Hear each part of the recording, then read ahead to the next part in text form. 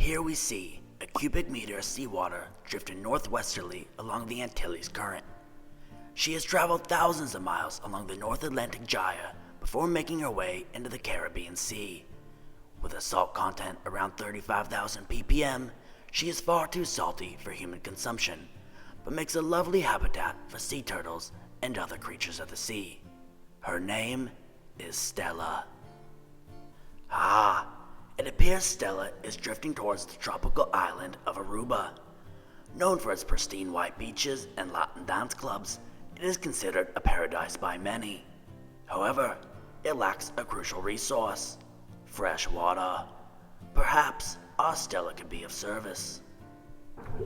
Oh no! Stella's getting sucked into a desalination intake.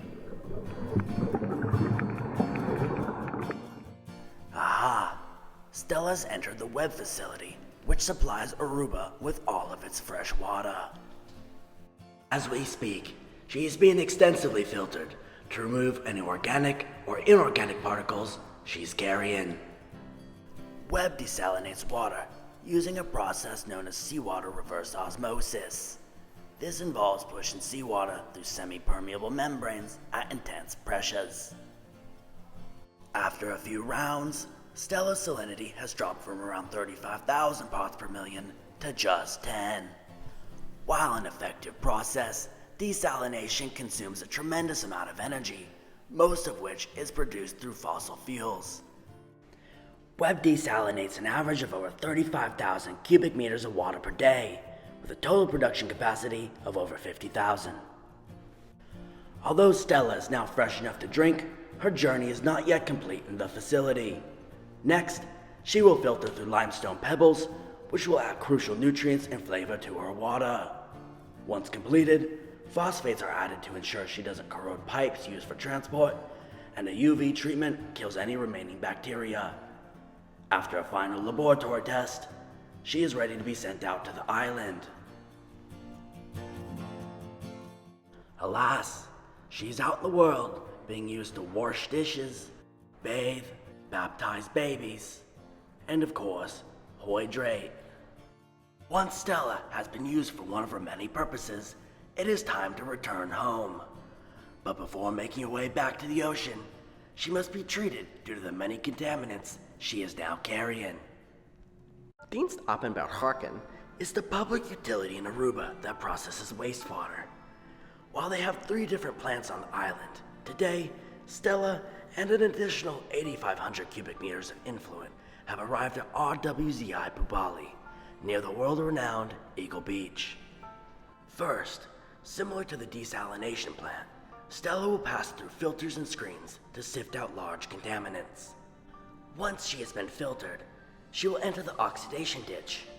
Oxygenating or aerating the water allows the bacteria that breaks down the organic contents to regenerate more quickly. Unfortunately, Bubali is currently receiving nearly twice as much wastewater as they are able to treat due to the rapid growth of tourism, meaning Stella will not be fully treated before she must move on to the next stage. Stella has now arrived at a sedimentation tank. Here, sludge settles at the bottom and is collected. This will be transported to another part of the island to undergo further treatment. Lastly, Stella and the other effluent will pass through a sand filter, then UV treatment, in an attempt to kill remaining bacteria. Although Stella was not able to be fully treated at Bubali, it is time for her to return home to the ocean. Aruba's water cycle is uniquely man-made and currently rife with unsustainability. To align the water cycle with the Aruban government's stated goal of sustainability, major investments must be undertaken. The desalination plant is primarily run via fossil fuels, so increasing the renewable energy mix of the grid is important. Additionally, building up water catchment infrastructure would reduce the amount of desalinated water required to supply the island. Lastly, RWZI must dramatically expand their capacity to keep pace with the growth of tourism on Aruba. If these steps were to be embraced, perhaps Stella's next visit to Aruba will be happier and healthier.